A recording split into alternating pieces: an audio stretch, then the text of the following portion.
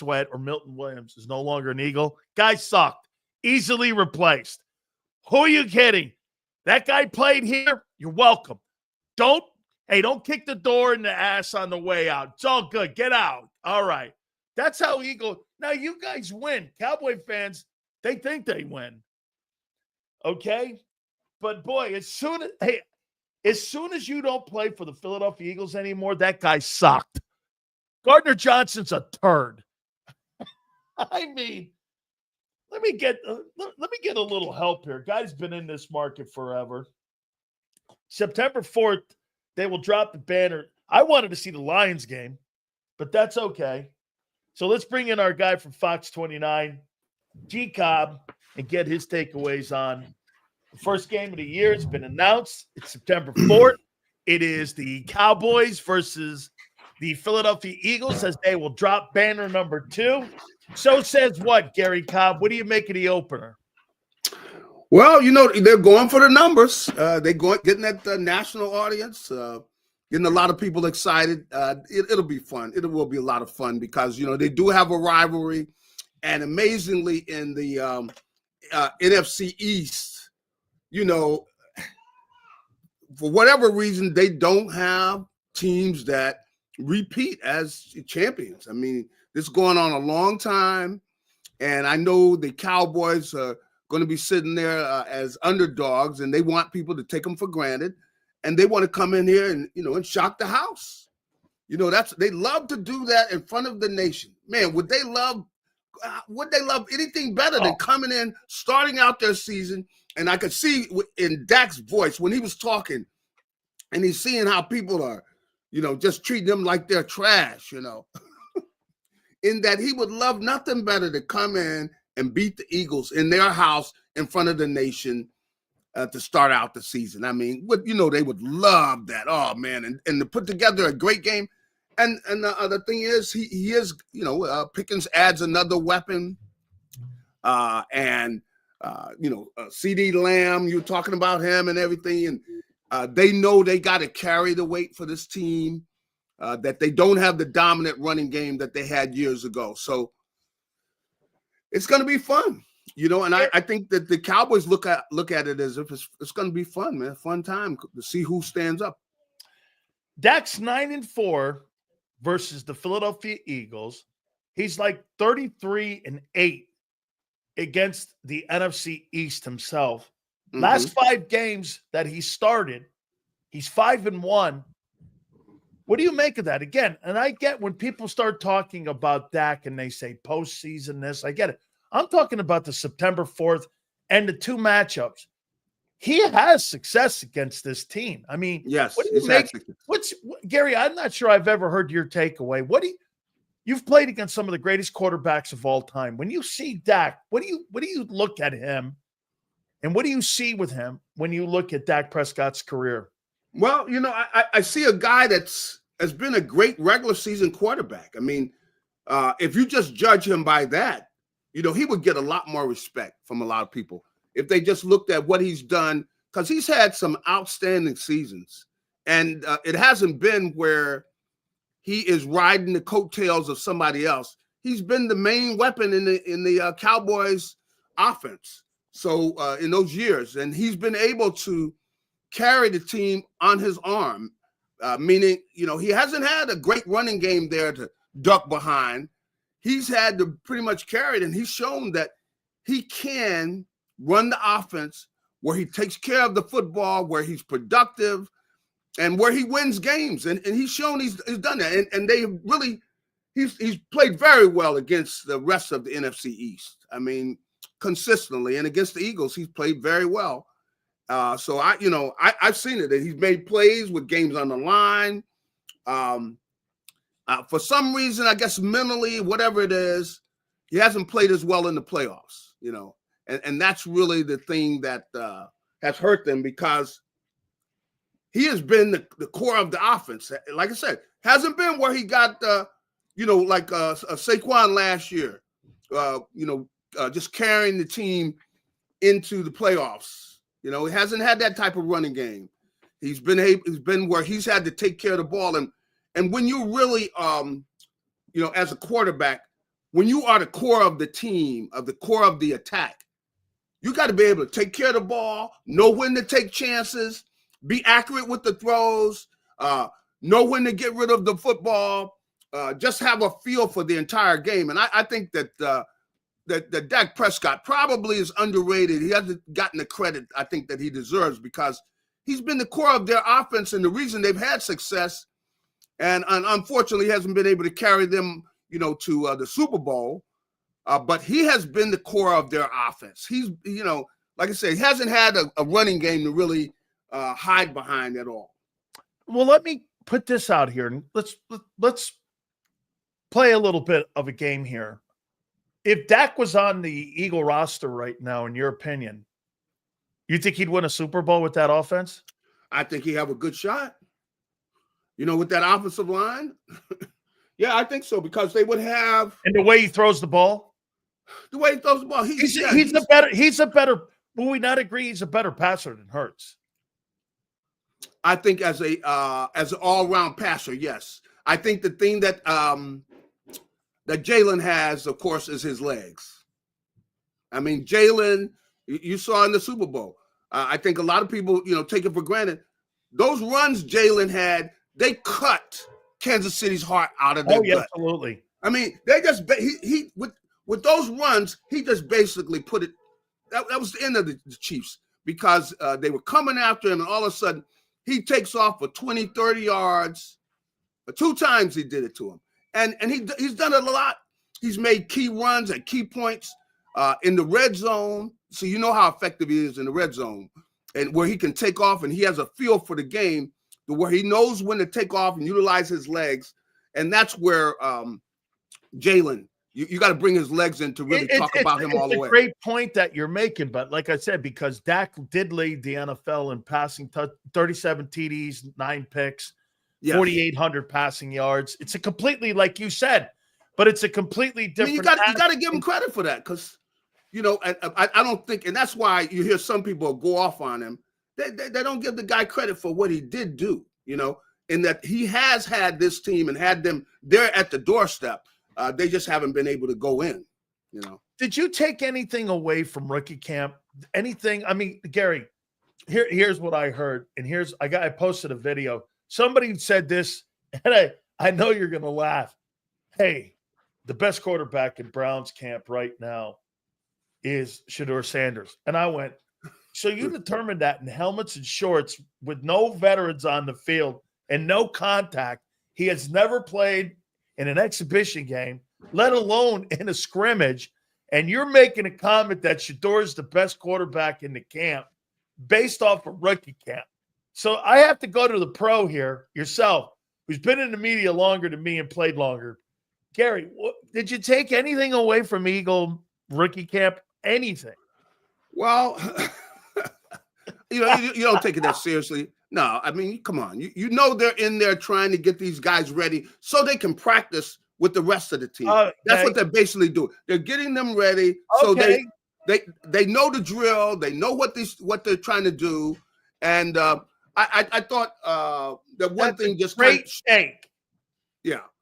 One thing I will give the Eagles credit that I really like is they start out the practice going after forcing turnovers with the defense, knocking the ball out, causing fumbles. Rather, figure they're going to start off with a tackling drill. No, they're not a tackling drill. They start off with a knocking the ball out of the guy's hands. They're doing all these things, going after turnovers. And when you really think about it, how important are turnovers? I mean, turnovers they are very important. And the Eagles' defense, and we saw this last year, is they force turnovers. And I saw them doing that. I'm going like, I've never seen a team do that like that. But they practice forcing turnovers. Yep. Nakobe Dean and Jahad Campbell. Yeah. John McMullen said that those 2 guys probably aren't going to be ready for the start of the season. How concerning is that to you? I don't think it's as long as they're going to be back relatively soon. I think from what we saw from Fangio last year, the guy does a tremendous job of pulling things together and working with the team as the season goes along. what he did last year and what their coaches did, because it's not just him. The coaching staff, they have a tremendous group of coaches there. You know, I'm surprised more of them didn't get the defensive guys too. Nope, like Clint Hurt, the linebacker Bobby King coach, the DB coach. I'm surprised none of them really got a ton of. Gary, did they did a tremendous job. Did them playing so late, like in the February, maybe play a factor in there where those guys weren't considered? I mean, not even Vic Fangio got even like a couple calls, just some mentions or anything like that. I mean, were you shocked with that? I was surprised. I think with Fangio, he's made it pretty much known that he's comfortable being the defensive coordinator. Yeah, he loves being in Philly, you know, where he's from. He really is not interested in, you know, head coaching opportunities. So he's pretty much made that clear. Now, his assistants, they did a tremendous job last year. Yeah. They developed all these players during the season. And that's why I'm comfortable with they're going to be fine, because they do a great job of teaching these guys. And if they do anywhere near as good a job last year as they do this year, I mean, if they repeat that, you know, I don't think there's any problem, because they really developed players right during the season, you know, where they were ready to make big plays in the playoffs against the best teams in the league. So, Gary, a couple more here for you. Yeah. I'm going to make a prediction to you.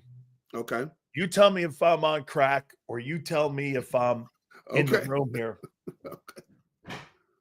By week 10, Nick Sirianni will take over the play calling. No, I don't. I know he'll try not to do that. I hope it doesn't get to that. You know what?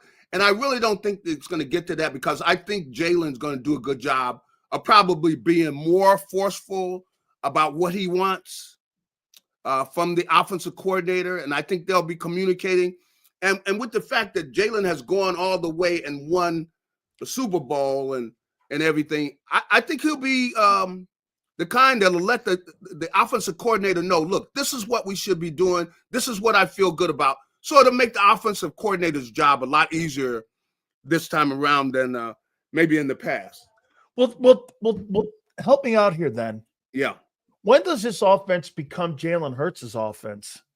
Because what I'm saying is that 2021 was different, 22 was different, 23 is different. Yeah. 24 was a lot lesser, and it was different. Every year with all these different coordinators were all the identities, not of him, but of those coordinators. When you look at when I look at the LA Rams, or I look at Kansas City, or I look at some of these other teams, that's the quarterback, man. I mean, it's the quarterback's offense. When does it become where the coordinator is not really the main conversation any longer? When is it his offense? I think that, this running the ball, and you see Jalen that most of the time he's running the play. A lot of times he's able to take that ball out of Saquon's arms and take off with it himself. He's got that option. A lot of times they're running a lot of option plays, and and you can see that he's deciding to put that ball in Saquon's arms. So in a lot of ways, he's having an effect upon, even though it's not a passing play, you got Jalen's pretty much calling the play. See, he's deciding on who's getting the ball. So, and the running part, the running part is a big part of, of Jalen's game. Like there are a lot of quarterbacks who they don't want to run the ball. They want to throw the ball. Jalen likes to run the ball. So I think that's a part of his game that you can't take for granted, because it's a big key to the Eagles' offense. Let me tell you something. When Garry Cobb was running for office, look at the poise that he's showing you right now as a granddad, as a father, as a husband, with a smile. I got to tell you, that right there, my friends, is how you keep your poise. And I need to take notes here. I got one last one for you. Okay. You see how he keeps his poise? Me, I'm screaming at people. All right. Hey, all right.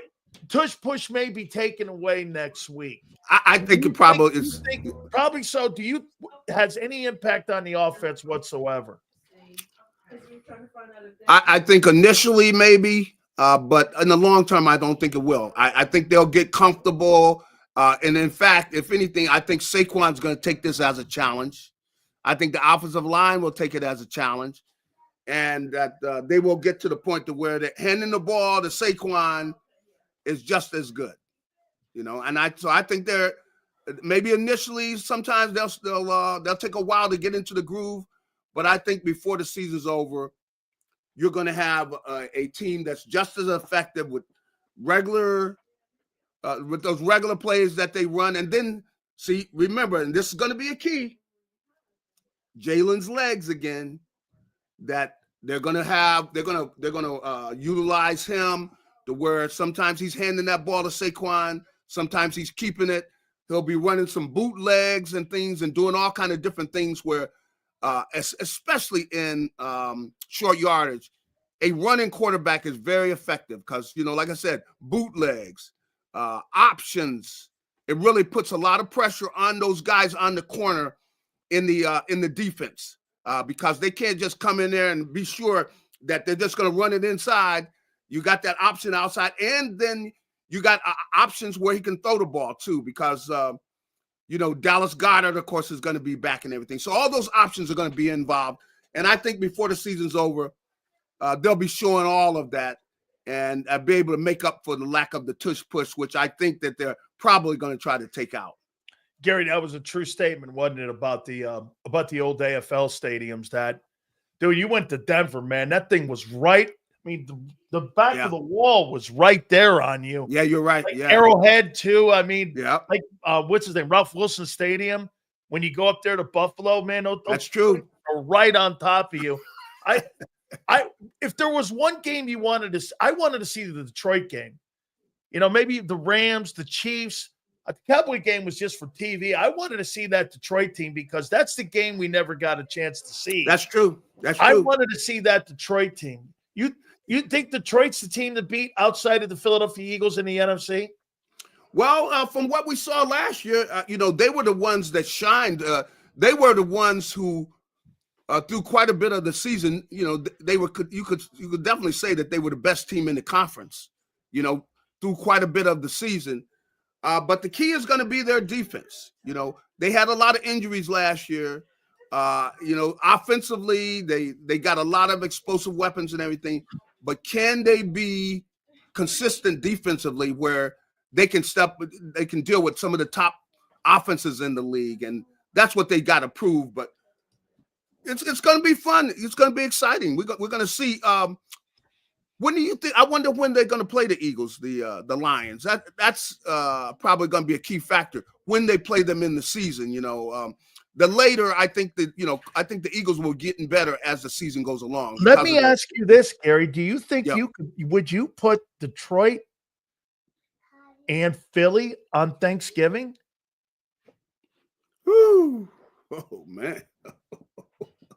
Well, Thanksgiving is a Detroit thing, man. Detroit and the Cowboys are always on. That's right. Thanksgiving. So that would be a nice. It sounds to me like Detroit and Thanksgiving, doesn't it? That would be a nice game. That'd be a great game right there to put the Eagles going up to Detroit for Thanksgiving. That'd be a big game, boy. I tell you have to circle that one.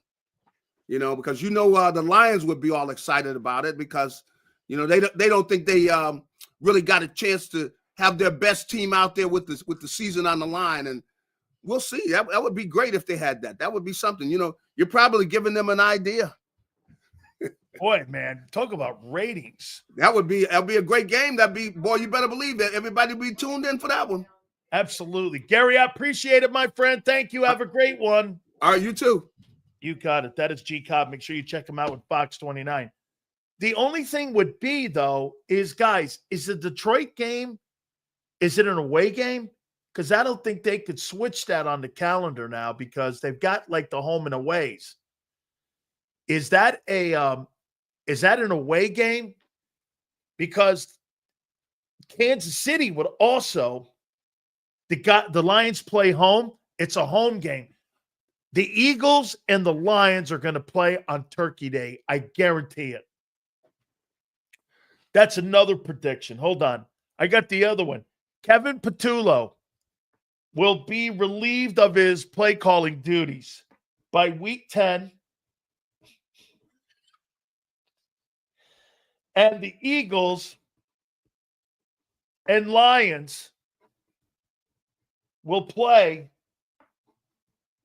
on Thanksgiving. Christmas, Chiefs and Eagles. Oh, the Lions game is in Philly? Well, if that's the case, that won't be Turkey Day because Detroit hosts that game. I think that's how that works. I think both the Cowboys and the Lions. I think those teams those are home games that they do that for. Yeah. Kevin Patullo will be relieved of his play calling duties in week 10. Hey, after Washington beats them. Remind me of the dead Charlie Brown character. Of what's that? I'm not sure what you're talking about there. Pizwa or Daz or whatever. Got you, kid. Okay. What does Shits 23 say? We're not playing on both holidays. Get a grip. Why not? I thought you were somebody. Oh, that's right. I forgot. You're the Jets. Week 10, Seals will be calling us a Super Bowl team. Doubt it. Sorry, dog. Not happening. You ain't going this year. Hey, FYI, Big Seals, it's no longer Ralph Wilson. It was changed a few years ago. Hey, how about this one?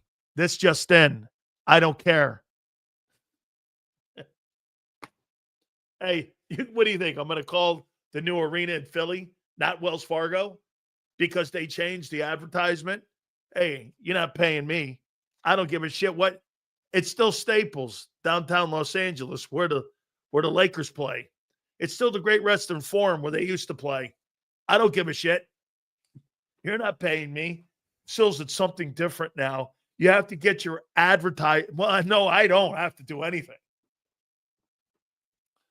No, I don't have to do anything.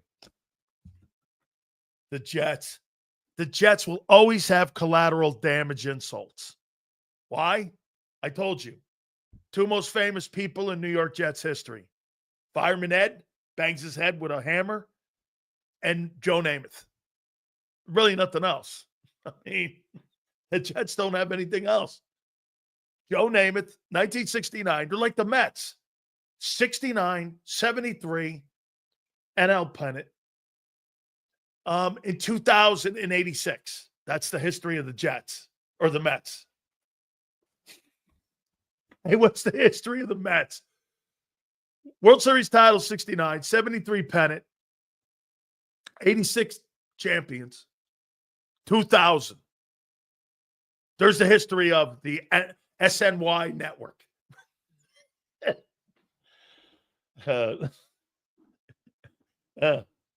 Garbage time ownership. Seals, you making me hungry, stirring up the turkey day. How about Washington and Lions? And the Birds visit the boys. Ooh. Yeah. You want to put Dallas on Turkey Day. I think the Eagles are playing on Turkey Day. That's how that's going to go, bro. Cowboy, okay, Eagles on Turkey Day instead of Detroit, because if the Detroit game is in Philly, can't play that. So they got to play the Cowboys. They're going to play the Cowboys on Turkey Day. Yeah. Bro, been shadow boxing. Your takes are freaking awful, as always. Awful. Awful. God. And then, Kevin Patullo. What do you guys make of my Kevin Patullo prediction? Week 10, he'll be replaced as play caller by Nick Sirianni. Hey, you make it $25 million a year. Why would you have a problem with him taking over play calling? Look at this guy arguing back at me like a girl. No, it was you. Holy cow. Hey, dude, I bet you grabbed yourself when you just said that. Oh, that's you. This guy. Oh, I'm getting ripped like you're getting ripped, you loaf. I don't know. Very uncomfortable. Oh, man. I'm no wonder M. Reyes has a big convo on tush push. Hey, M. Reyes has got a whole different definition of tush push. He's got a different one than me. Me, I think the play will be outlawed. Him, he's fighting for it. Oh. M. Reyes, the king of the tush push.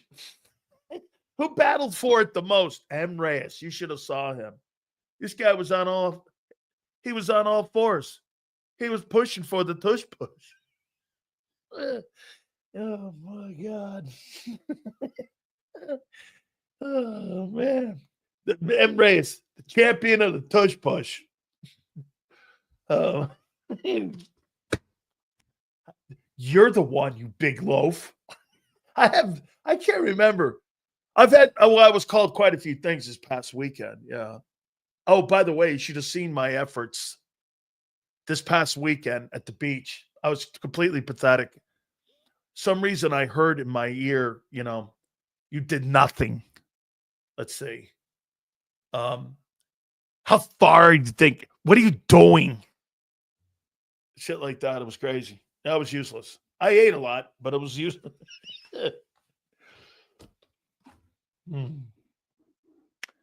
Yeah. There's the king of the tush push. Angelo Cataldi will be with us at 5:30 Eastern. There he is. The king of the tush push. M. Reyes. You big loaf. Loaf is lame. I got to be civil with Sills. Really? I won't be with you. Hey, M. Reyes, I got a loaf for you.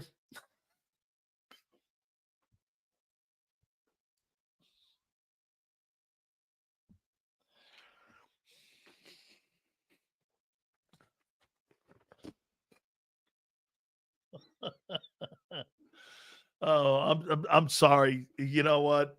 I'm sorry. Some of the shit he says, I just don't really need to read all of it anyway. It doesn't make sense. And like you, Crowley, you're probably 17th on the all-time wins list when it comes to having great takes here on this show. So you're at the bottom of the barrel. You're probably lower four. You're one of the lower four guys. You got you have awful. Here are the guys that have absolutely pathetic takes. Right there. This guy. This guy.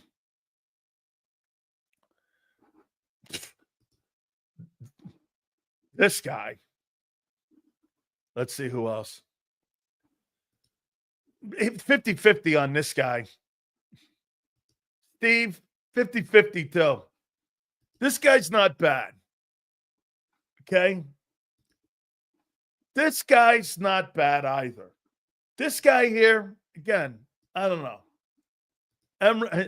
Him, I don't know.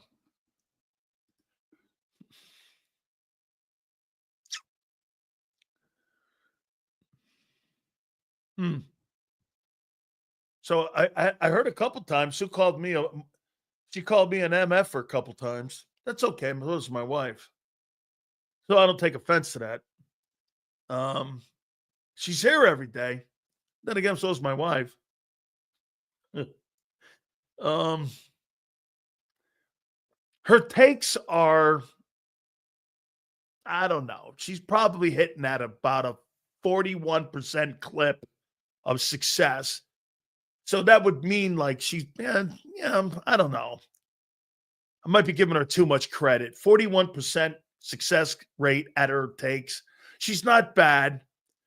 For a chick, she's awesome. But for like this is how we gauge people normally, just as sports guys. She's probably like 40% hit rate when it comes to her half-ass decent takes. Yeah, I would say this about Sue. She's a half-ass. She's half-ass. Some of, a little less. Yeah, so, I mean, she's not that great. I guess